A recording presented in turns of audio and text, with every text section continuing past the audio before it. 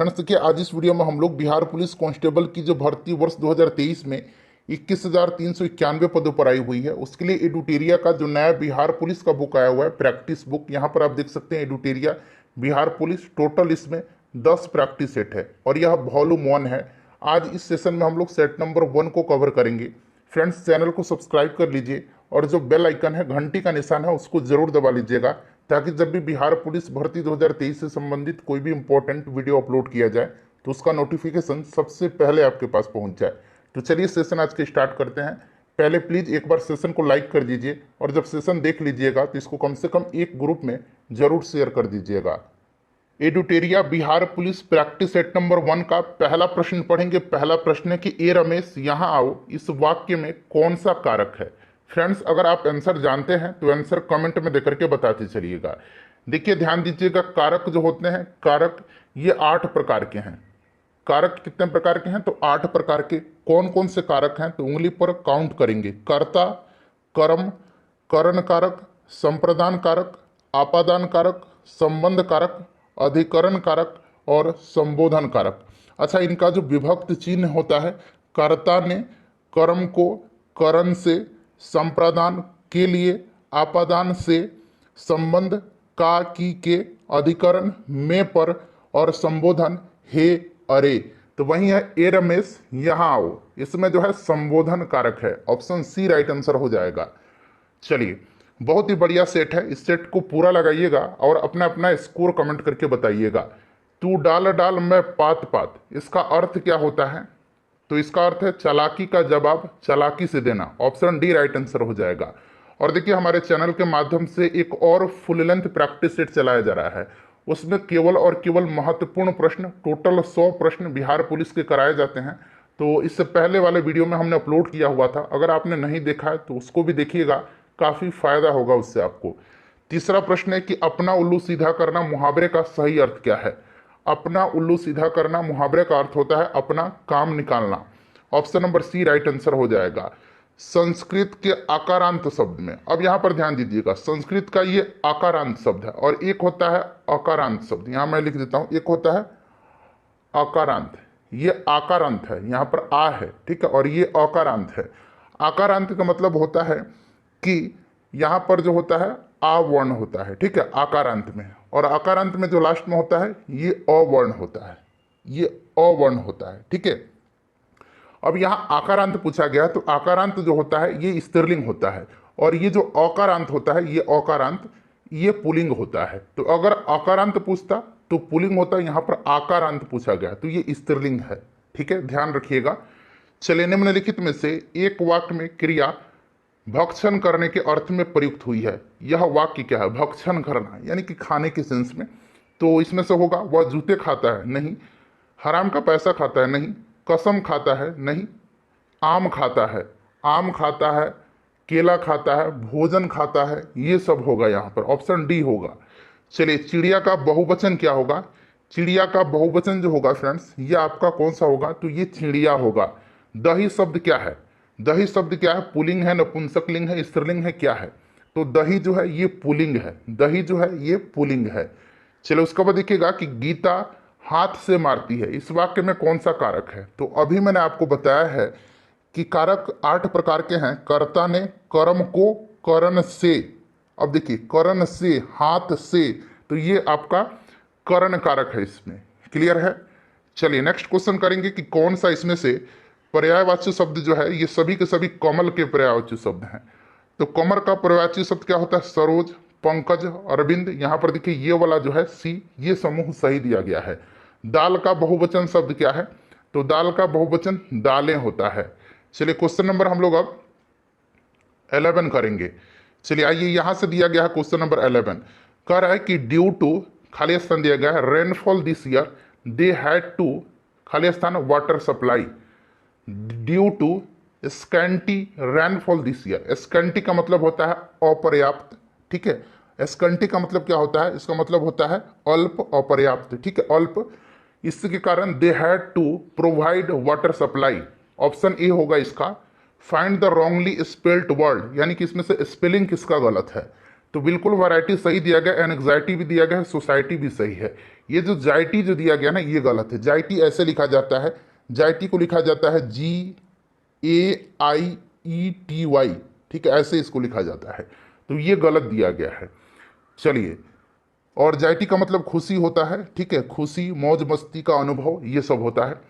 An instrument for viewing object at A distance, दूर की वस्तु को देखने के लिए टेलीस्कोप का इस्तेमाल किया जाता है, ठीक है, टेलीस्कोप का। और वस्तुओं को बड़ा करके इनलार्ज करके देखने के लिए माइक्रोस्कोप का इस्तेमाल किया जाता है। Story told to illustrate a moral और स्पिरिचुअल ट्रूथ, ये क्या कहलाता है, वन वर्ड सब्स्टिट्यूशन है। इसको क्या कहा जाता है, इसको कहा जाता है पैराबल कहा जाता है, ठीक है। चलिए क्वेश्चन नंबर 15 करेंगे कि my father strained every nerve, यहाँ अंडरलाइन भी किया गया है। स्ट्रेंड एवरी नर्व का मतलब होता है खून पसीना एक कर देना, ठीक है, खून पसीना एक कर देना, पूरा जोर लगाना। स्ट्रेन एवरी नर्व का मतलब होता है to enable me to get settled in my life. तो राइट आंसर क्या हो जाएगा, वर्कड वेरी हार्ड, ठीक है, वर्क वेरी हार्ड, पूरा जोर लगा दिया। Choose the one which express the right meaning of the given word, ठीक है। यहाँ पर देखिएगा वेरासिटी का, यहाँ पर आपको इसका मीनिंग बताना है। आप कह सकते हैं कि सिनोनिम है यह, राइट क्या हो जाएगा इसका, सच्चाई होता है वेरासिटी का मतलब, तो सच्चाई के यहाँ पर देखिए ट्रूथ हो जाएगा। उसके बाद अपोजिट मीनिंग बताना। अब यहाँ पर इम्प्लीकेट का मतलब क्या होता है, इम्प्लीकेट का मतलब क्या होता है, तो इसका मतलब होता है अपराध में फंसाना, ठीक है। और एक्सोनरेट का मतलब होता है दोष मुक्त करना, तो ये फंसाना और ये दोष मुक्त करना, ठीक है, ये उल्टा हो गया। उसके बाद choose the correct option to fill in the blank. Saint Ravidas बाजे, ये पूछा गया प्रश्न है बिहार पुलिस में। सेंट रविदास बाजे खाली स्थान बाई प्रोफेशन, तो ये कॉबलर थे, ठीक है। चलिए उसके बाद नेक्स्ट क्वेश्चन होता है हमारा 19 नंबर कि fill in the blanks with correct option. Neither the boys nor the teacher, खाली स्थान है प्रेजेंट, तो इस तरह में neither the boys nor the teacher, तो यहाँ टीचर वाला जो है ना इज का प्रयोग होगा, इसके साथ जो होता है वर्ब प्रयोग किया जाता है। चलिए क्वेश्चन नंबर अब हम लोग 20 कर लेंगे। 20 नंबर प्रश्न देखिएगा कि choose the option that closest in the meaning to the given word. Protest का मतलब यहाँ मतलब मिलता जुलता टू ऑब्जेक्ट होगा, ठीक है। प्रोटेस्ट का मतलब क्या होता है, बाधा उत्पन्न करना, टू ऑब्जेक्ट का भी इसी तरह का कुछ होता है। देखिए रक्त समूह ओ वाला व्यक्ति किस रक्त समूह के व्यक्तियों से रक्त ले सकता है, बताइए। तो देखिए ब्लड ग्रुप की बात करें तो इसकी खोज कार्ल लैंड स्टीनर ने किया था। ब्लड ग्रुप ओ जो होता है यह सर्वदाता कहलाता है। ब्लड ग्रुप ए बी जो होता है यह सर्वग्राहिता कहलाता है, यानी कि सभी का ब्लड ये ले सकता है, ये सभी का दे सकता है। लेकिन ओ समूह वाला जो व्यक्ति है वह किस रक्त समूह के व्यक्तियों से रक्त ले सकता है, तो यह केवल और केवल ब्लड ग्रुप ओ के से ही यह रक्त ले सकता है, ठीक है। और ब्लड ग्रुप ओ जो होता है इसमें एंटीजन नहीं पाया जाता है। चलिए नेक्स्ट क्वेश्चन कर लेंगे कि पानी की अस्थायी कठोरता को दूर करने के लिए कौन सी विधि का प्रयोग नहीं किया जाता है, बताइएगा। अच्छा, पानी की अस्थायी कठोरता का कारण क्या होता है, तो देखिए पानी की अस्थायी कठोरता का कारण कैल्शियम और मैग्नीशियम के क्लोराइड और सल्फेट की उपस्थिति होती है। कैल्शियम और मैग्नीशियम के क्लोराइड और सल्फेट की उपस्थिति होती है जल की कठोरता का कारण। और जल की कठोरता को जो है उबाल करके दूर नहीं किया जा सकता है। क्लियर, ऑप्शन ए इसका राइट आंसर हो जाएगा। प्रिज्म में प्रकाश के विभिन्न रंगों के बिखराव को क्या कहा जाता है, तो जो बिखराव होता है ना प्रिज्म से जब श्वेत प्रकाश को गुजारा जाता है, यहाँ देखिए श्वेत प्रकाश को जब गुजारा जाता है तो ये 7 रंगों में विभाजित हो जाता है। इसको हम लोग कहते हैं वर्ण विक्षेपण, यानी कि प्रकाश का विक्षेपण कहलाता है। नेक्स्ट क्वेश्चन है कि आवर्त सारणी में कौन सा पहला तत्व है, सिंपल सा क्वेश्चन है, हाइड्रोजन होता है, ऑप्शन ए इसका राइट आंसर हो जाएगा, ठीक है। चलिए उसके बाद देखिएगा फ्रेंड्स, एक बार वीडियो को लाइक कर दीजिए। चलिए घरेलू प्रशीतक, यानी कि यहाँ पर देखिए रेफ्रिजरेटर की बात की जा रही है। घरेलू रेफ्रिजरेटर में सामान्यतः कौन सा प्रशीतक प्रयोग में लाया जाता है, तो ये फ्रेन का इस्तेमाल किया जाता है। सिरका किसका जलीय विलयन है, सिरका जलीय विलयन है एसिटिक एसिड का, एसिटिक एसिड का, ठीक है। चलिए उसके बाद देखिए समतल दर्पण द्वारा बना प्रतिबिंब होता है, समतल दर्पण द्वारा बना प्रतिबिंब। अच्छा, समतल दर्पण द्वारा बने प्रतिबिंब की विशेषता मैं आपको बता देता हूं, यह सीधा होता है और आभासी होता है। यह वस्तु के आकार के बराबर होता है और यह दर्पण पर उतना ही दूरी पर बनता है जितनी की दूरी पर वस्तु दर्पण के सामने होती है। याद रहेगा, यह सीधा होता है, आभासी होता है, यह वस्तु के आकार के बराबर होता है, यह दर्पण के पीछे उतनी ही दूरी पर बनता है जितनी दूरी पर वस्तु दर्पण के सामने होती है। तो यहाँ पर देखिएगा ये कैसा होता है, सीधा और आभासी। तो यहाँ पर आभासी दिया गया है, ऑप्शन ए इसका राइट आंसर हो जाएगा। किसी पदार्थ का सबसे छोटा कण जो स्वतंत्र अवस्था में रह सकता है क्या कहलाता है? तो किसी भी पदार्थ का वह सबसे छोटा कण जो स्वतंत्र अवस्था में रह सकता है अणु कहलाता है। क्या कहलाता है? अणु कहलाता है। नेक्स्ट क्वेश्चन है कि खाद्य पदार्थों के परिरक्षण हेतु निम्नलिखित में से कौन सा प्रयुक्त किया जाता है? सिंपल सा क्वेश्चन है, आपको भी पता है बेंजोइक एसिड का इस्तेमाल किया जाता है, बेंजोइक अम्ल का। सापेक्ष आर्द्रता मापी जाती है, आर्द्रता दिया गया है, जल का घनत्व नहीं दिया गया। घनत्व मापा जाता है हाइड्रोमीटर से, हाइग्रोमीटर से आर्द्रता मापी जाती है, लैक्टोमीटर से दूध की शुद्धता मापी जाती है और पोटेंशियोमीटर से क्या मापा जाता है? तो विद्युत परिपथ या विद्युत सेल का, या सिंपल सेल कह दीजिए, विद्युत परिपथ या सेल का, बैटरी का विभव मापा जाता है इससे। चलिए उसके बाद नेक्स्ट क्वेश्चन करेंगे कि रेडियो तरंगों के संचरण के लिए प्रयुक्त वायुमंडल का स्तर है। तो रेडियो तरंग के संचरण के लिए जो प्रयुक्त वायुमंडल का स्तर है ये आयन मंडल है। कौन सा मंडल है? आयन मंडल है। चलिए 31 के बाद अब 32 नंबर कर लेंगे। देखिए 32 नंबर है कि भोपाल में गैस त्रासदी किस गैस के कारण घटना घटित हुई थी? तो देखिए भोपाल में यूनियन कार्बाइड के कारखाने में 3 दिसंबर 1984 को 3 दिसंबर 1984 को यह भीषण दुर्घटना हुई थी। ठीक है, मिथाइल आइसोसाइनाइड के रिसाव के कारण। छोटी माता जिसको कि चिकन पॉक्स कहा जाता है यह पैदा होती है। चिकन पॉक्स और एक चेचक होता है। ठीक है, चलिए अब यहाँ पर देखिएगा चेचक मेरे ख्याल से होता है ये वेरियोला के कारण, वेरियोला के कारण, और छोटी माता जो होता है ये होता है किसके कारण? तो ये होता है छोटी माता वेरिसेला के कारण होता है। तो थोड़ा सा यहाँ पर आप लोग कंफ्यूजन इसका दूर कर लीजिएगा, एक बार चेक कर लीजिएगा। ऑप्शन बी आंसर दिया गया है। चलिए उसके बाद देखिएगा कि टीकाकरण द्वारा निम्नलिखित में से किसको नियंत्रित नहीं किया जा सकता है? तो चेचक का टीका ऑलरेडी खोजा गया है, पोलियो का भी है, काली खांसी का, मधुमेह जो है, डायबिटीज जो है, यह टीकाकरण से इसका समाधान नहीं किया जा सकता है। ठीक है, चलिए अच्छा टीकाकरण की बात आई है तो टीकाकरण की खोज किसने किया था? एडवर्ड जेनर ने किया था। इसीलिए एडवर्ड जेनर को प्रतिरक्षा प्रणाली का यानी कि इम्यून सिस्टम का जनक उनको माना जाता है। ठीक है, चलिए एडवर्ड जेनर ने चेचक के टीके का खोज किया था।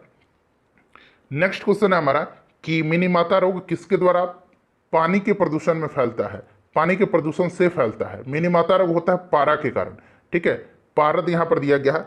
अच्छा एक इटाई रोग है। इटाई रोग कैडमियम के कारण होता है। इटाई रोग होता है कैडमियम के कारण। ठीक है, तो इसे भी आप याद रखिएगा। दांत और हड्डियां किससे मजबूती और दृढ़ता प्राप्त करते हैं? तो दांत और हड्डी जो है ये मजबूती और दृढ़ता कैल्शियम से प्राप्त करते हैं, कैल्शियम से प्राप्त करते हैं। उसके बाद देखिए लॉर्ड माउंटबेटन ने किसे वन मैन बाउंड्री फोर्स कह करके संबोधित किया है? वन मैन बाउंड्री फोर्स कह करके लॉर्ड माउंटबेटन ने महात्मा गांधी को संबोधित किया है।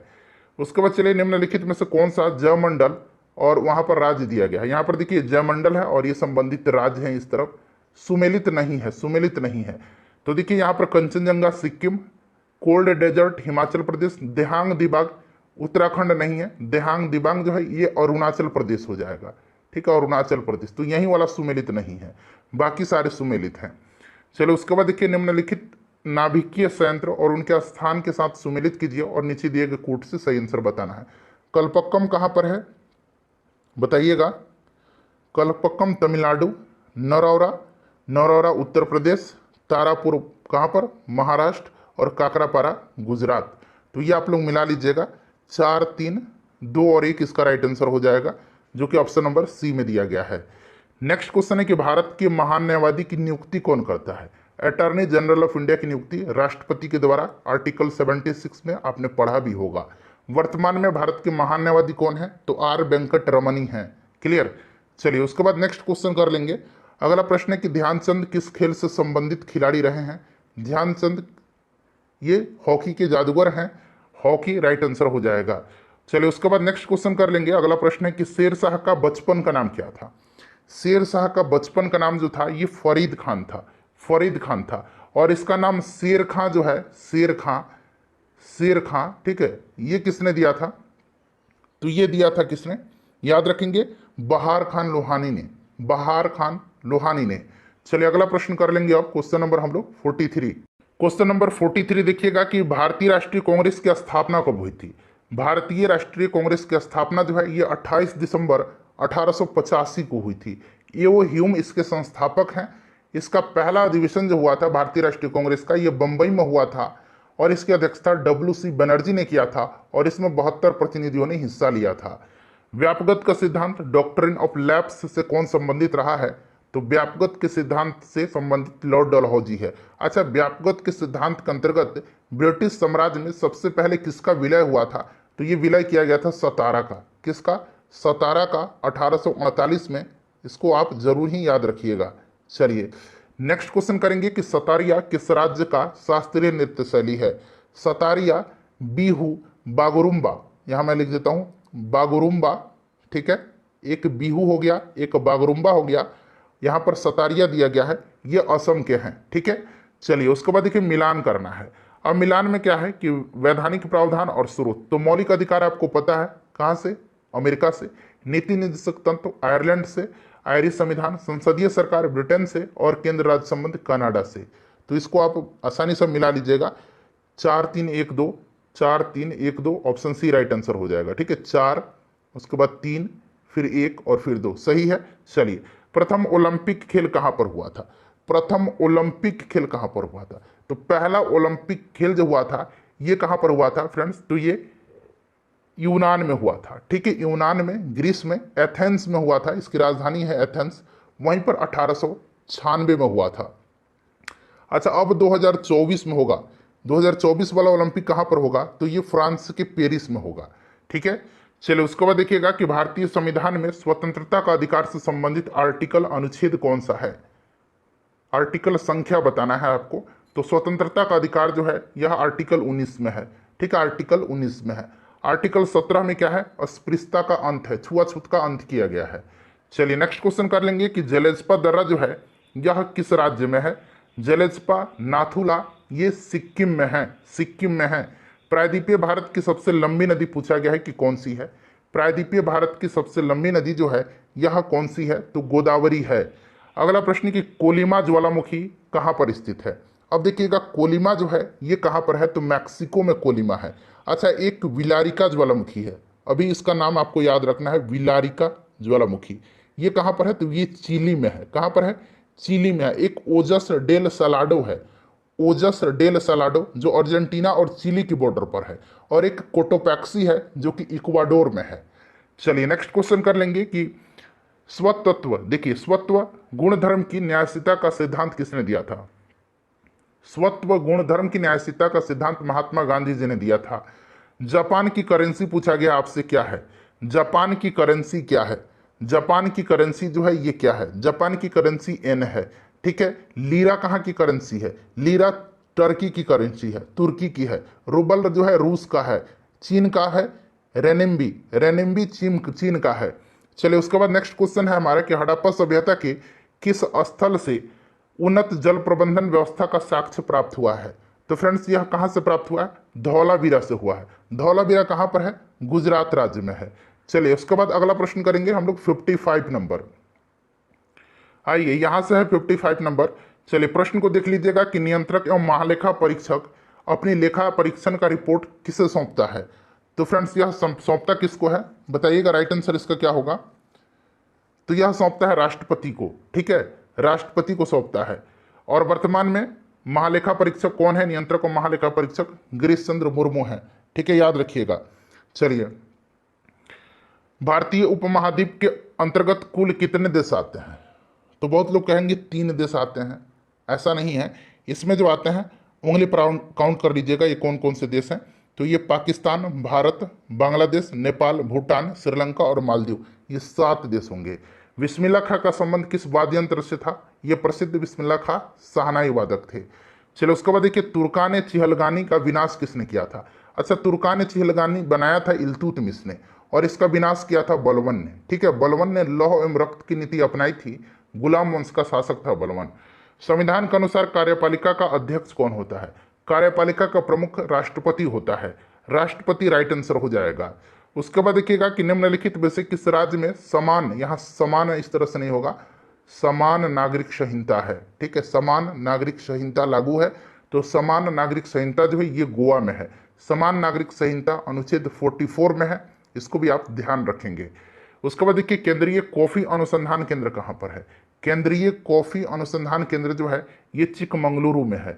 ठीक है, चलिए उसके बाद देखिए Hindustan socialist Republican association HSRA और एक है Hindustan Republican association.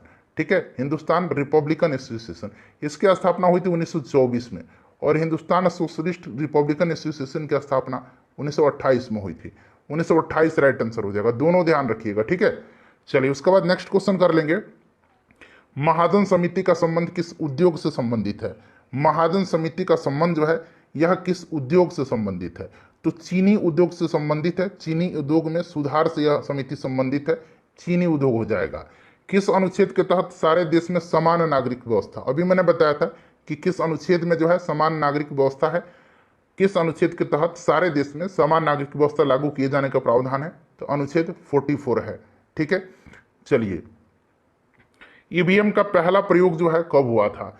EVM electronic voting machine, Bharat में ईवीएम का पहला प्रयोग जो है यह 1982 में केरल में हुआ था।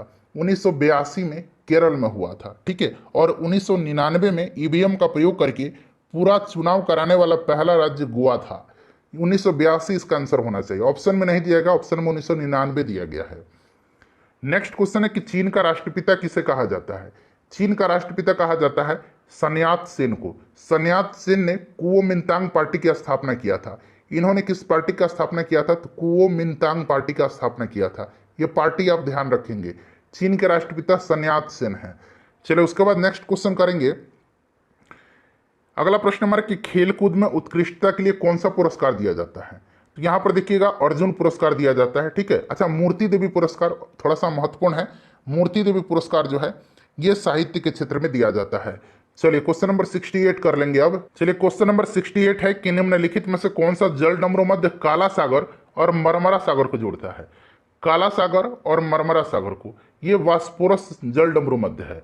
सूर्य की सतह का तापमान लगभग है, सूर्य की सतह का तापमान लगभग 6000 डिग्री सेल्सियस है। ठीक है, दक्षिणी गोलार्ध का सबसे बड़ा दिन, अच्छा उत्तरी गोलार्ध का सबसे बड़ा दिन भी आपसे पूछा जाता है। उत्तरी गोलार्ध का सबसे बड़ा दिन होता है 21 जून के दिन। 21 जून को कौन सा दिवस मनाया जाता है? विश्व योग दिवस मनाया जाता है। दक्षिणी गोलार्ध का सबसे बड़ा दिन जो होता है यह कब होता है? तो यह 22 दिसंबर के दिन होता है, 22 दिसंबर के दिन। उसके बाद देखिए विश्व मौसम विज्ञान संगठन की पहली महिला महासचिव किससे नियुक्त किया गया है? विश्व मौसम विज्ञान संगठन जो है इसका फाउंडेशन कब हुआ था? तो इसका फाउंडेशन हुआ था, याद रखेंगे, 1950 में। ठीक है, 1950 में। इसका हेडक्वार्टर कहाँ पर है? तो जेनेवा में है।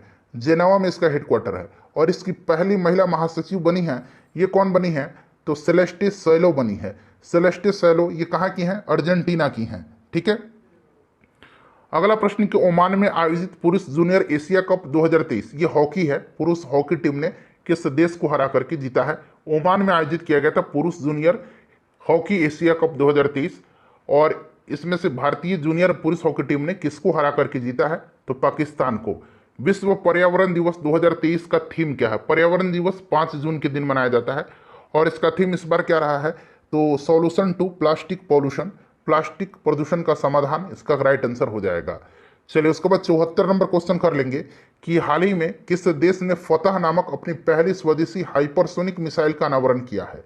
तो यह देश जो है, यह देश कौन सा है बताएंगे? राइट आंसर ईरान है, ईरान है यह। ठीक है, चलिए 75 नंबर है कि डीआरडीओ ने ओडिशा के एपीजे अब्दुल कलाम द्वीप से मध्यम दूरी की बैलिस्टिक मिसाइल अग्नि-1 का सफल परीक्षण किया है। यह किस प्रकार की मिसाइल है? तो यह मिसाइल जो है यह सतह से सतह पर मार करने वाली मिसाइल है, सतह से सतह पर। ठीक है, हाल ही में भारत के प्रधानमंत्री नरेंद्र मोदी एवं किस देश के प्रधानमंत्री ने संयुक्त रूप से मोतिहारी अमलेखगंज तेल पाइपलाइन की फेज 2 का शिलान्यास किया है? तो ये नेपाल राइट आंसर हो जाएगा। ठीक है, नेपाल राइट आंसर हो जाएगा। नेपाल के प्रधानमंत्री पुष्प कमल दहल प्रचंड है वर्तमान में, याद रखिएगा। चलिए अगला प्रश्न है कि मध्य प्रदेश की पहली सोलर सिटी कहाँ की? तो मध्य प्रदेश की मध्य प्रदेश की पहली सोलर सिटी के रूप में किसे विकसित किया जा रहा है? तो ये विकसित किया जा रहा है सांची को। चलिए क्वेश्चन नंबर 58 है, 58 सॉरी 78 है कि फ्रेंच ओपन 2023। अच्छा, विंबलडन बड़ा महत्वपूर्ण है। विंबलडन 2023 का खिताब किसने जीता है? विंबलडन का खिताब कार्लोस अल्कराज ने जीता है। पुरुष एकल में विंबलडन जीता है कार्लोस अल्कराज ने, कार्लोस अल्कराज ने। अच्छा, महिला एकल विंबलडन किसने जीता है? तो ये जीता है मार्केटा वोड्रोसोवा ने। यहां मैं लिखता हूं मार्केटा वोंड्रोसोवा ने, वोंद्रोसोवा ने जीता है। ठीक है, याद रखिएगा। यहां फ्रेंच ओपन 2023 पूछा गया पुरुष एकल, तो ये नोवाक जोकोविच ने जीता है, ध्यान रखिएगा। और फ्रेंच ओपन महिला एकल जीता है ईगा स्वीटेक ने, ईगा स्वीटेक ने, ईगा स्वीटेक ने। सारे पॉइंट्स को ध्यान रखिएगा, ठीक है। चलिए, ईगा स्वीटेक ने। चलिए, उसके बाद क्वेश्चन नंबर 78 के बाद हम लोग 79 करेंगे। 79 नंबर क्वेश्चन यहां से है फ्रेंड्स। देखिए, प्रश्न कह रहा है कि लंदन सेंट्रल बैंकिंग द्वारा governor of the year award से किसे सम्मानित किया गया है? तो ये आरबीआई के गवर्नर हैं शक्तिकांत दास, उन्हीं को किया गया है। उसके बाद देखिए नेक्स्ट क्वेश्चन है कि मिस वर्ल्ड ऑर्गेनाइजेशन ने 2023 में होने वाले 71वें मिस वर्ल्ड पीजेंट की मेजबानी के लिए किस देश को चुना है? तो ये अपना प्यारा भारत हो जाएगा। उसके बाद देखिए निम्नलिखित में से किस प्रेस को वर्ष 2021 के गांधी शांति पुरस्कार से सम्मानित किया जाएगा?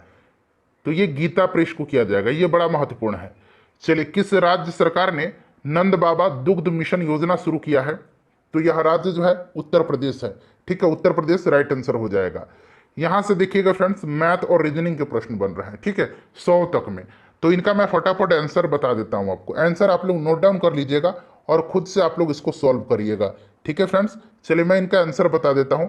चलिए, 84 का देख लीजिए, 84 का 20 हो जाएगा। 85 का देख लीजिए, 85 का जो करेक्ट आंसर हो जाएगा वो आपका 12 मीटर पर सेकंड हो जाएगा। 86 का देख लीजिए 24.5 सेंटीमीटर हो जाएगा। 87 का राइट आंसर जो हो जाएगा ये 13% हो जाएगा। 88 का फटाफट टिक लगा लीजिए एक बार, ठीक है। 84 का जो है 88 का 4 दिन हो जाएगा, ठीक है, 88 का 4 दिन हो जाएगा। 89 का जो करेक्ट आंसर हो जाएगा 89 का वो आपका हो जाएगा 48 सेंटीमीटर, ठीक है, 48 सेंटीमीटर। चलिए 90 नंबर देख लीजिए। देखिए 90 नंबर का जो राइट आंसर हो जाएगा 90 का ये आपका 36 हो जाएगा। एक बार आप लोग सॉल्व कर लीजिएगा, मैंने मैथ का सॉल्यूशन नहीं किया है। 91 का जो करेक्ट आंसर हो जाएगा ये 5 माह हो जाएगा, ठीक है, नहीं 5 वर्ष हो जाएगा ये। चलिए उसके बाद देखिएगा कि 92 का हो जाएगा आपका 25%। 93 का जो करेक्ट आंसर हो जाएगा वो आपका हो जाएगा 33.1/3%। उसके बाद चलिए 94 का देख लीजिए। 94 का जो करेक्ट आंसर हो जाएगा ये आपका ऑप्शन नंबर ए हो जाएगा। 95 का जो है कीड़ा रोग तो युद्ध विनाश होगा। चलिए 96 देख लीजिए। 96 नंबर है, 96 का जो राइट आंसर होगा फ्रेंड्स वो आपका दक्षिण दिशा हो जाएगा। 97 का राइट आंसर हो जाएगा यहाँ पर 97 का बहन हो जाएगा, ठीक है, बहन हो जाएगा। 98 का देखिए 98 का राइट आंसर जो होगा वो आपका ऑप्शन नंबर बी हो जाएगा, ये वाला। 99 का देख लीजिए, 99 का जो करेक्ट आंसर होगा वो आपका 6 हो जाएगा, ठीक है। और आखिरी क्वेश्चन है 100। वीडियो को लाइक कर दीजिएगा, शेयर कर दीजिएगा, ऑप्शन ए इसका राइट आंसर हो जाएगा।